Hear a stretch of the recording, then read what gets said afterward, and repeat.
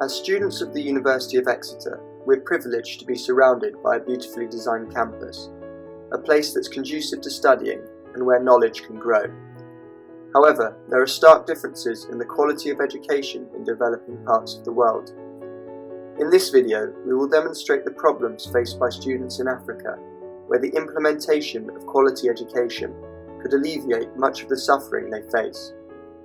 You can already start to get a feel from these videos of the differences in the quality and quantity of academic resources. Along with highlighting the problems that young people face, we will suggest possible solutions and leadership responses. But first, here is a short infographic to set the scene.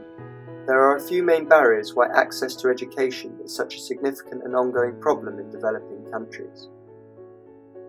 High school fees and lack of government spending. In some countries, such as Mali and Zambia, aid accounts for about 50% of education budgets, while their governments only provide 50% of educational spending. There are high dropout rates. There is a significant opportunity cost for children being in school instead of working. 89 million children, which is 50% of youth, are out of secondary school. This is because of early marriage, war and conflict, and the need to work and earn an income. This is especially the case for women due to preferential treatment of males. In sub-Saharan Africa, over 12 million girls are at a risk of never receiving an education. There is a poorly planned curriculum. Children are learning irrelevant subjects, not practical skills or knowledge they can use in the future, such as buying and selling, how to set up small businesses, and language skills. There is a lack of infrastructure. Today, at least 74 countries suffer a shortage of qualified teachers.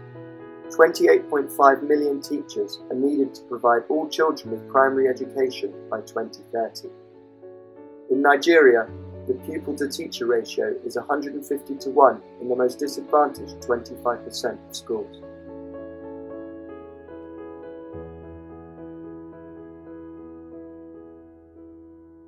We interviewed Ryan from Inyathello, a South African non-profit institution, to gain an insight into what is currently being done. There's another organization that came that gave them computers, laptop, and despite their good intentions, they drop off these computers, give some hugs, and then they leave to go back to the States. They didn't even set up the computers, all they did was drop them off.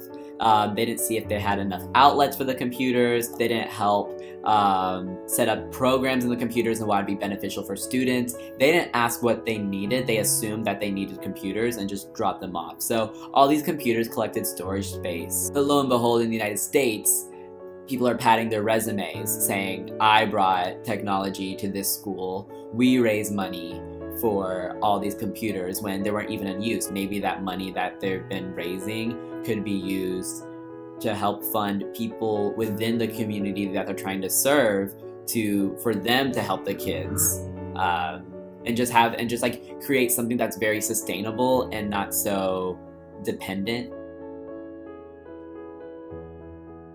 If you really want to help this community, you need to ask the community what they need. Before you go there, I would suggest to partner with an organization and ask what it is that they need specifically and create actionable steps on how to do that and how to work along-hand the organization and the people that you want to serve. So once you get to the country, you're not telling them what you're doing and why. You let the community lead and this is what we need to get done and this is how you can help us.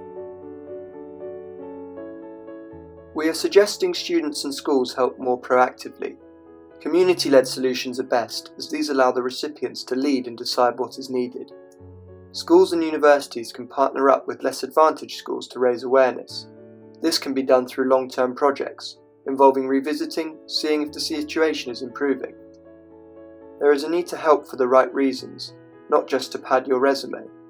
Here at Exeter universities, societies such as RAG and UNICEF exist, and there are a lot of volunteering opportunities. Training methods such as mentorship would be more beneficial than just giving schools books and materials.